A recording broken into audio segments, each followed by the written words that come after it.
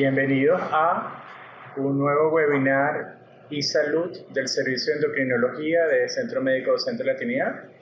Mi nombre es Paul Camperos y les presento como parte de la Clínica de Obesidad este webinar titulado Fármacos en Obesidad. Para la aprobación de drogas por parte de la Oficina de Administración de Drogas Americanas se requieren dos criterios de eficacia: disminuir el 5% del peso corporal o más en el grupo que es el medicamento versus placebo que sea estadísticamente significativo, o segundo, que en el 35% al menos disminuya ese 5% o que esa disminución de peso sea el doble del porcentaje que se logra con el placebo. Han ocurrido muchas cosas que presionan para la aprobación de fármacos en obesidad. Primero, el reconocimiento de obesidad como una patología que se encuentra sin suficiente apoyo más allá de las modificaciones de estilo de vida, pero que tiene una historia de múltiples fármacos que han producido grandes y importantes efectos adversos que han limitado su uso. Entonces, esa combinación de daño-beneficio y la presión por disponer de este tipo de medicamentos ha llevado a la aprobación de estos con estudios más limitados y permitir el resto de los estudios de seguridad cardiovascular post-mercadeo. Recordemos que drogas promisorias fueron abandonadas por estos efectos adversos tóxicos, como lo fueron el Aminorex, que producía hipertensión pulmonar, fenfluramina y dexfenfluramina con valvulopatía cardíaca, fenolpreponalamina por enfermedad cerebrovascular aguda, rimonabant por la conducta e ideación suicida, y el más reciente fue la retirada del mercado de la sibutramina por infarto y enfermedad cerebrovascular aguda. Y también hay un cierto rezago de titular a la obesidad como una enfermedad crónica. Apenas en el 2013, el NIH, la Asociación de Endocrinólogos Clínicos Americanos, Obesity Society y la Asociación de Médicos Americanos la reconocen como una patología. Canadá, por ejemplo, en el 2015, aunque ya desde el 97 la OMS la reconoce como una patología. En una encuesta para usuarios de endocrinología de Medscape del año pasado, el 57% de los médicos sí la consideran una enfermedad, pero todavía existe ese grupo alto de cuidadores de salud que la colocan sola como un factor de riesgo o como una condición o trastorno. Esto también atenta con el uso y la aprobación de drogas para obesidad como enfermedad. La FDA define como indicaciones para estos fármacos en el contexto de sobrepeso o obesidad a productos intencionados para perder peso, definido como reducción de masa grasa a largo plazo para reducir morbimortalidad, que se pueda cuantificar a su vez, además de la pérdida de peso, con valores o biomarcadores como presión arterial, lípidos y hemoglobina glicosilada. En cuanto a las diferentes sociedades en sus estatutos de posicionamiento o sus consensos, la indicación está a partir de un índice de masa corporal por encima o igual a 25 kilogramos por metro cuadrado y que tengan al menos una comorbilidad que esté asociada con obesidad, diabetes, hipertensión, dislipidemia, apnea obstructiva del sueño o que fallen con cambios intensivos de estilo de vida. También cuando hay reganancia de peso, luego que se implementan estos programas bien específicos para una pérdida efectiva de peso en conjunto con el tratamiento conductual. La clave está en ver cuál es la presentación clínica de la obesidad, con qué comorbilidades se acompaña, entender la seguridad de estos fármacos, ver cuáles son las contraindicaciones y los efectos adversos, y de esa manera seleccionar correctamente cuál es el fármaco ideal y cuál se puede utilizar en cada tipo de contexto individual del paciente para lograr la pérdida de peso sin riesgos. Recordemos que el primer producto aprobado para obesidad fue la fentermina en el 59, un simpatomimético que lograba una pérdida de peso del 7% y sigue estando, al menos en Estados Unidos, como el primero en prescripción. 85% de las prescripciones médicas son de fentermina. De los poquitos que contamos actualmente, el Orlistat, que sobrevivió toda esta gran disminución o desaprobación de medicamentos,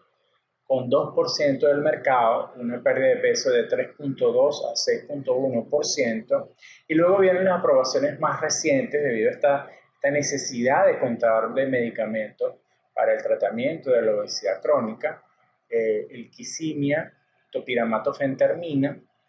el naltrexone bupropión, el Contrave, el Lorcaserin, todos rondando en total a una pérdida de 3 a 7% de la pérdida de peso. Luego, más recientemente, tuvimos la aprobación de la liraglutide en su presentación de Saxenda, el primer agonista GLP-1 aprobado para tratar la obesidad. Y de todos estos, el que tal vez tiene los estudios con mayor pérdida de peso es la combinación topiramato-fentermina a dosis fijas, el Qsymia. Sin embargo, todos en conjunto apenas llegan a una prescripción de 1.8%. Seguido de la fentermina, que tiene el 85% del mercado, apenas tenemos el naltrexone solo, el bupropión solo, con un porcentaje de 4% su presentación de Wellbutrin. Y, por ejemplo, en el caso de la lorcaserina, no estaba aprobado para uso en Europa por falta de suficiente evidencia de seguridad cardiovascular, y la mayoría de estas prescripciones vienen a ser para mujeres, en el 80% de los casos. En 2016 aparece esta repartición del porcentaje de pacientes de acuerdo a su índice de masa corporal que está con medicación. Entonces, como vemos, en general, apenas menos del 2% de la población americana se le indica un medicamento para obesidad. Del segmento que está entre 27 y 30 de índice de masa corporal, apenas el 0.2%.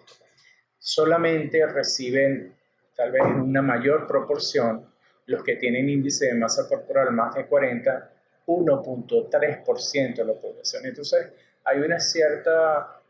disminución, un retraso o una falta de suficiente movilidad de los especialistas en el manejo de obesidad para prescribir este tipo de medicamentos. En niños y adolescentes tenemos todavía más problemas. Apenas está aprobado el Orlistat y es solo a partir de cierta edad, y el uso de exenatida que se produce de manera fuera de prescripción o off-label, o fuera de aprobación. Entonces, ¿qué evidencia nueva tenemos a partir del año que viene con este tipo de fármacos en cuanto a seguridad cardiovascular, con el objetivo de tal vez masificar la prescripción de este tipo de medicamentos? Tenemos la presentación por parte de Boula en el New England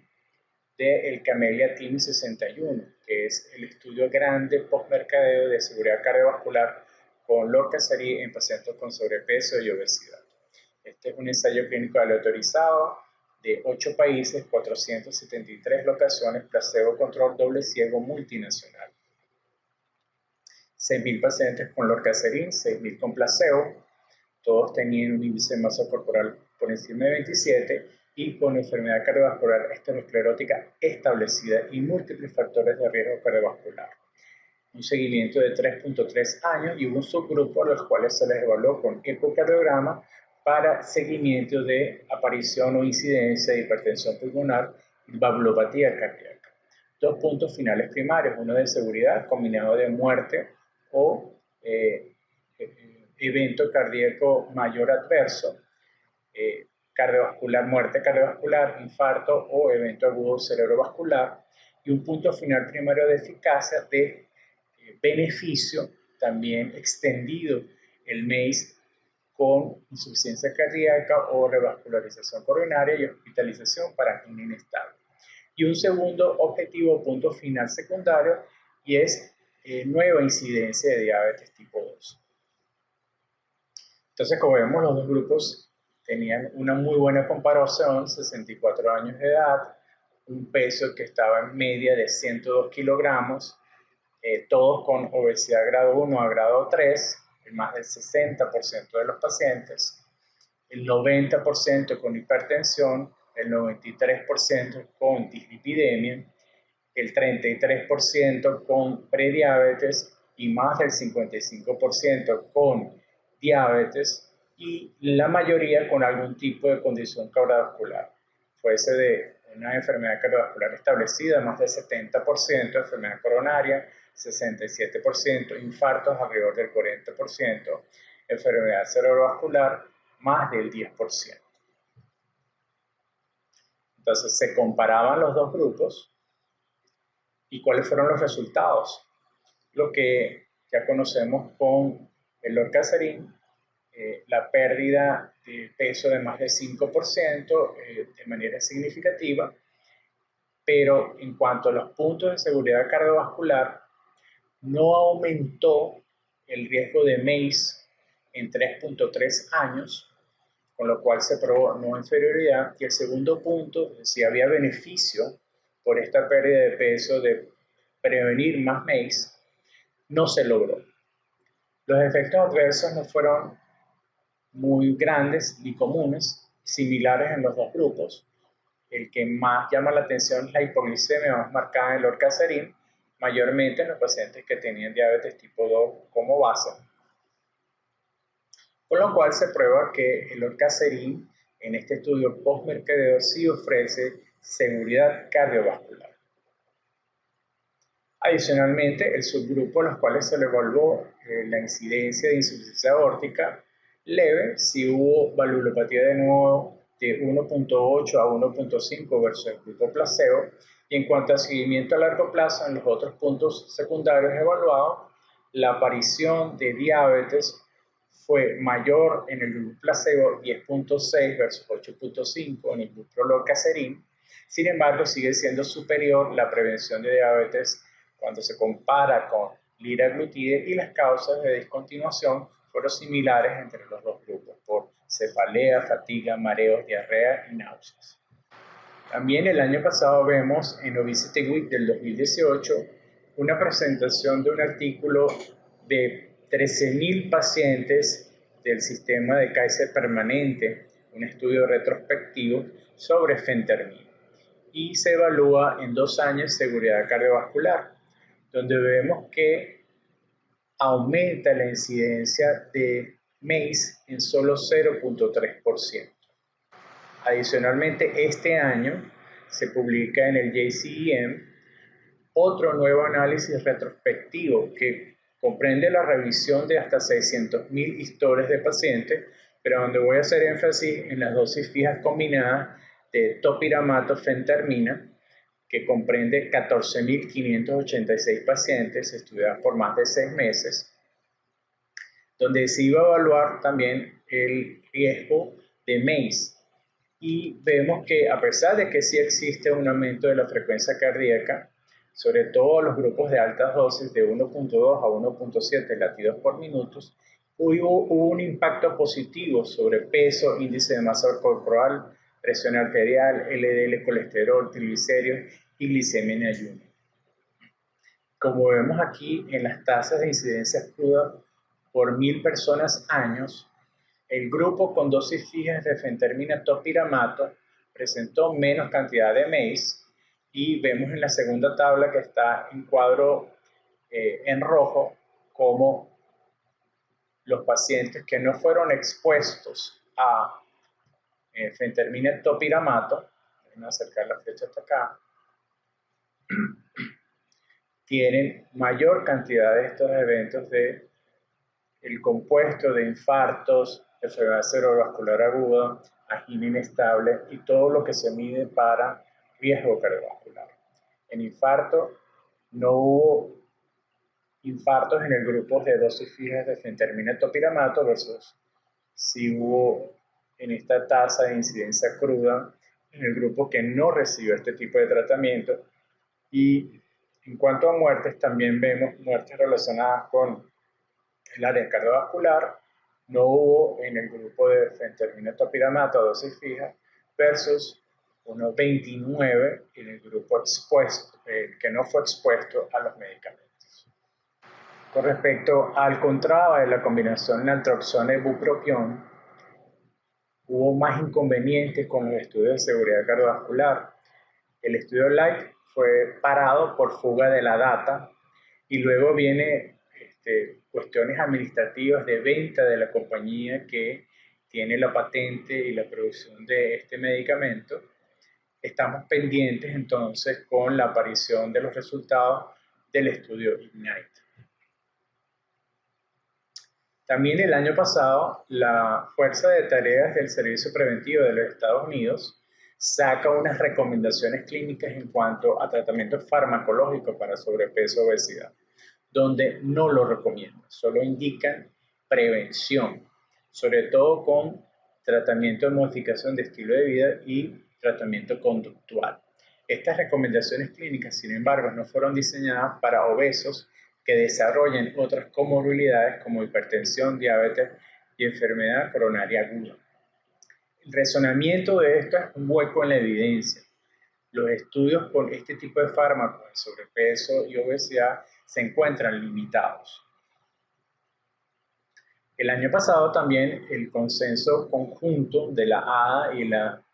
Agencia para el Estudio de la Diabetes de Europa nos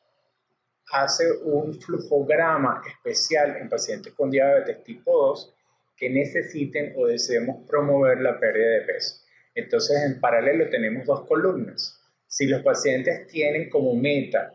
una hemoglobina glicosilada que está 1.5 por encima,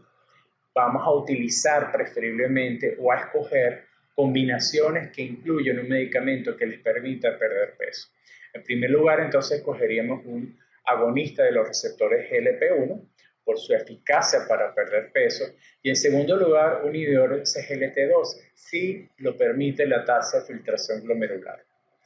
Cuando vamos a escoger una triple terapia, se agregan estos dos más el tercer medicamento elegido, y cuando no se puede utilizar alguno de estos dos,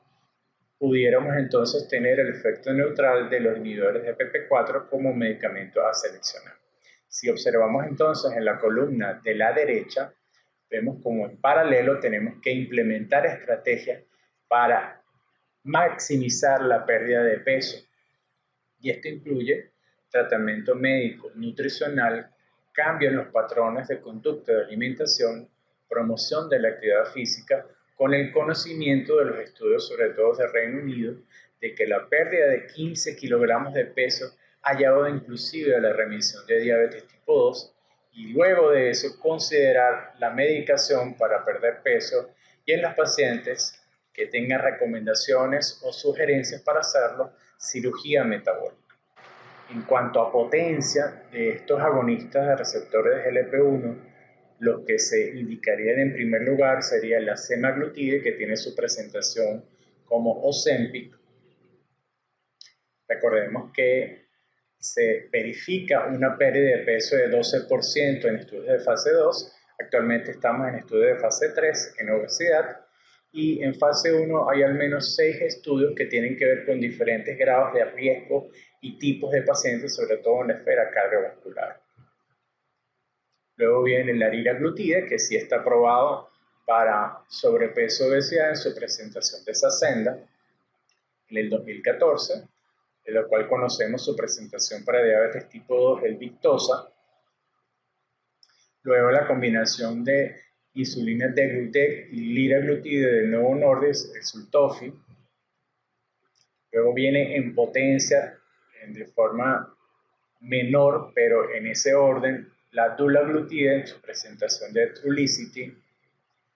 el albiglutide en su presentación de Tanseum. El estudio de cardiovascular para albiglutide se esperaba para el 2019, pero cuando uno revisa en Clinical Trials americano, no están reclutando aún pacientes. Y por último, o entre los últimos, se encuentra el exenatide, que tiene menor potencia para promover pérdida de peso, además de su utilización 2 veces al día, donde los otros medicamentos tienen otras ventajas, como la utilización 1 vez al día, inclusive los más nuevos, utilización de 1 vez a la semana. Por último queda el lixisenatide en sus 2 presentaciones y la combinación de lixisenatide más glagina, el Soliqua. Nosotros en el Servicio de Endocrinología del Centro Médico Docente de la Trinidad recientemente participamos en la creación del consenso de la ALAD, de la Asociación Latinoamericana de Diabetes, en pacientes con diabetes de tipo 2 y obesidad para crear estrategias de tratamiento. Este artículo, que está en proceso de impresión, nos hace recomendaciones de nivel fuerte sobre cambios intensivos de estilo de vida en este tipo de pacientes con obesidad y diabetes tipo 2, la opción de todos estos medicamentos que sí están aprobados por la FDA.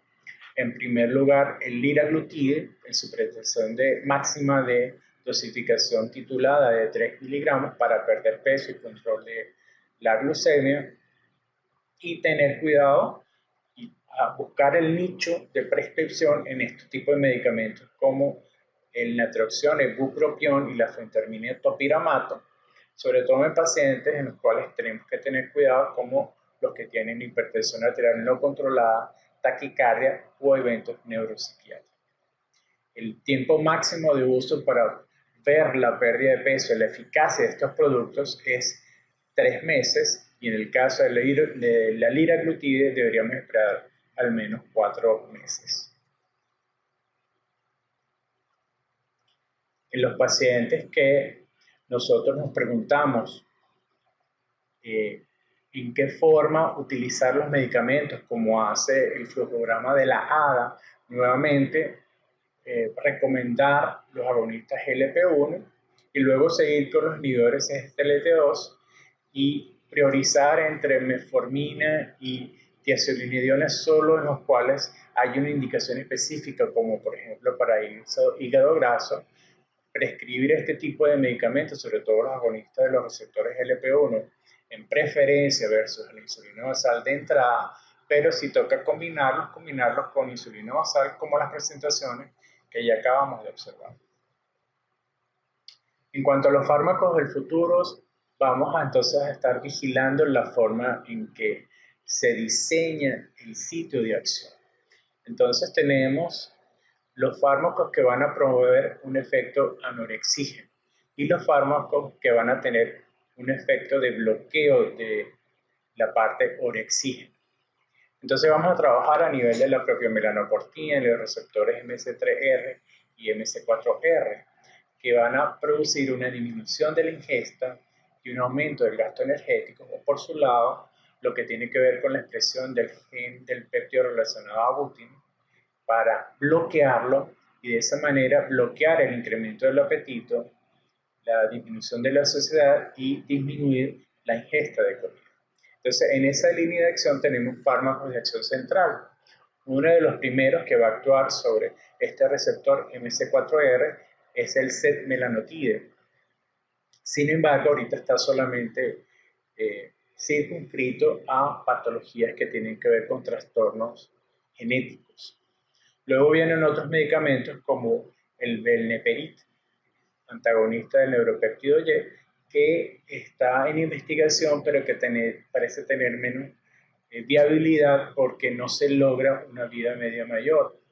El Empatic, que logra hacer la combinación de el bupropión con otro anticonvulsivante y hasta un 11% de pérdida de peso, que veremos hasta dónde progresan esos estudios que están en fases iniciales.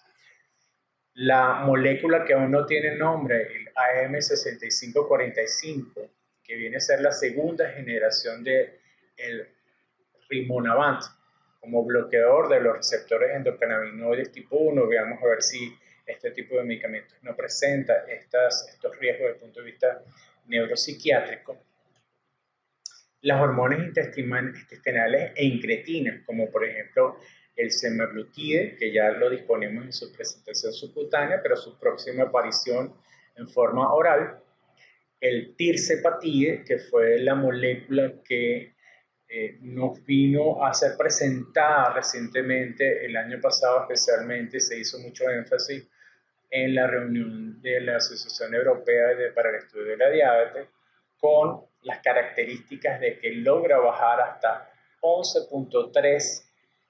kilogramos de peso en pacientes que utilizaron la máxima dosis, que fue la dosis de 15 miligramos, con pérdida de al menos el 5% del peso en el 86% de los pacientes con esta dosis y más del 15% del peso en los pacientes con alrededor de 34% de ese grupo con la dosis de 15 miligramos de nuevo. Estamos ahorita entonces en obesidad en estudio fase 3, también se está estudiando para esteatosis hepática y en fase 3 también se terminó la fase de inicio de reclutamiento en el 2018. En cuanto a efectos adversos, el comparativo fue dulaglutide, hasta el 70% de los pacientes lo puede presentar, especialmente en la esfera gastrointestinal, y se saca esta lámina que produjo muy buenas reacciones en los asistentes de este congreso, y es que vemos un coagonista GLP-1/GIP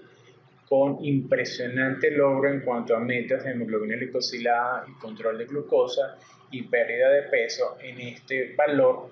que acabamos de mencionar, una pérdida de peso promedio de 11.3 kilogramos, que en porcentaje se traduce a 12.7. Seguimos entonces con otras moléculas en estudios como los agonistas de receptores duales de GLP-1 glucagón, en los cuales también se está buscando prolongar la vida media del glucagón.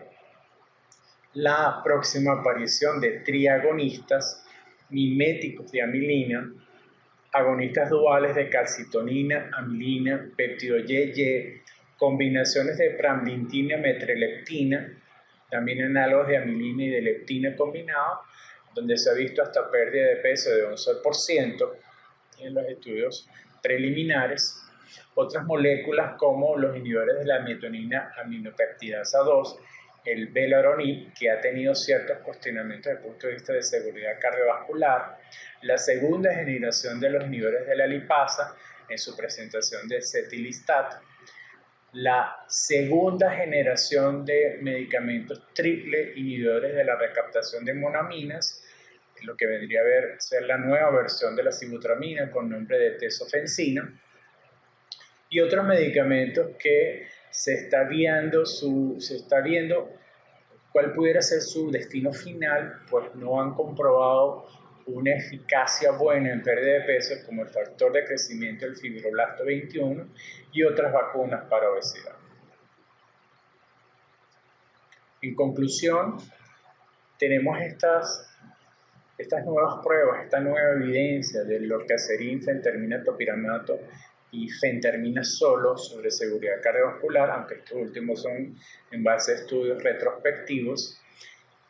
La próxima aparición de la posible aprobación por parte de la FDA de la semaglutide en su forma subcutánea y su aparición en forma oral para tratamiento de obesidad y en pacientes con obesidad y diabetes tipo 2, esta nueva molécula que está entrando en estudio de fase 2 y fase 3, el tirzepatide, también de otro laboratorio, pero con muy buenos resultados en cuanto a pérdida de peso. Y finalmente, la visión o la aproximación en el tiempo de la consulta del paciente, crear tiempo para diseñar estrategias para el tratamiento de sobrepeso, obesidad, vencer el estigma, ir más allá de la falta de motivación del paciente y progresar nosotros en el adecuado entrenamiento, experiencia en el manejo de la obesidad. Yo les invito entonces a cualquier inquietud a quedarse para el chat si tienen algunas preguntas o mis puntos de contacto, que es mi correo pauloendocrino@gmail, o en redes sociales pauloendocrino. Y bueno, por haber compartido entonces con nosotros esta presentación sobre fármacos de obesidad, les doy las gracias y doy un par de minutos si alguien de los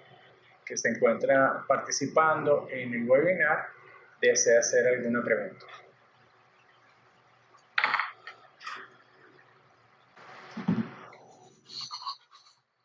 Bueno, les dejo entonces la opción de que el seminario lo voy a colgar, lo vamos a colgar aquí en el grupo de telemedicina del Centro Médico de Sur de Latinidad, en la página de YouTube del Centro Médico de Sur de Latinidad, por si alguno quisiera hacer una revisión. Y les doy gracias entonces por su asistencia.